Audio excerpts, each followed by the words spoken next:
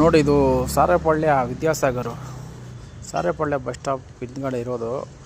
3 ತಿಂಗಳಿಂದ ಹೋಗ್ತಾ ಇದ್ದೀನಿ ನೀರು.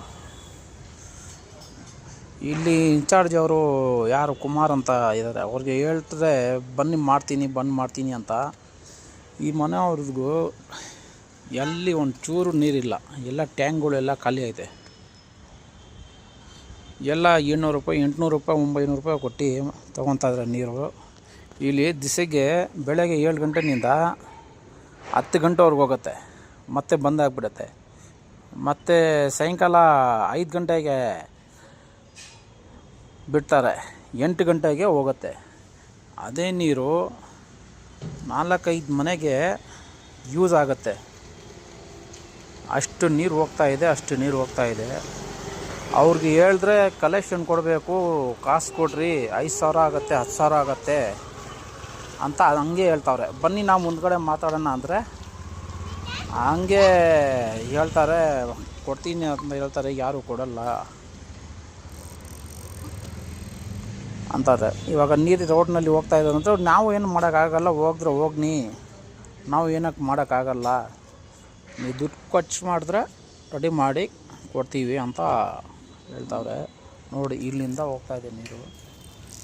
ಬೆಳಗ್ಗೆನೋ ನೋಡಿ ಎಷ್ಟು ಫಾಸ್ಟ್ ಹೋಗ್ತಾ ಇದೆ ನೀರು. 15,000 ಕಮ್ಮಿ ಅಂದರೂ ಒಂದು 20-25,000 ಲೀಟ್ರ್ ನೀರು ಹೋಗ್ಬೋದು ಒಂದು ದಿವಸಕ್ಕೆ. ಅಷ್ಟು ನೀರು ಹೋಗ್ತಾ ಇದೆ. ಎಲ್ಲ ಮೋರಿಗೆ ಹೋಗ್ತಾ ಇದೆ ನೋಡಿ.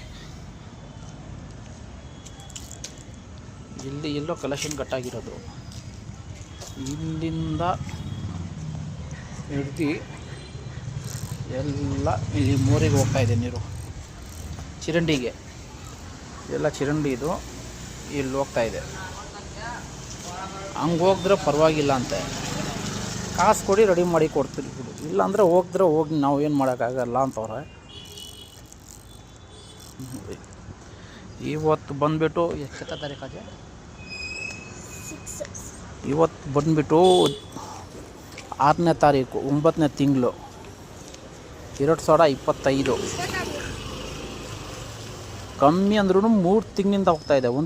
ಒಂದು ವಾರ ಅಲ್ಲ, 2 ವಾರ ಅಲ್ಲ, 1 ತಿಂಗಳಲ್ಲ, 2 ತಿಂಗಳಲ್ಲ, 3 ತಿಂಗಳಿಂದ ಹಂಗೆ ಹೋಗ್ತಾವ್ರೆ. ಇಲ್ಲಿ ಬಂದ್ಬಿಟ್ಟು ಯಾರು ಹಿಂಗೆ ಹೋಗ್ತಾ ಇದೆಯಲ್ಲ ಅಂತ ಯಾರು ಇಲ್ಲೋರ್ಗೂ ಕೇಳಿಲ್ಲ. ನಾವು ಕೇಳಿದ್ರೆ ಹಂಗೆ ಹೇಳ್ತಾವ್ರೆ.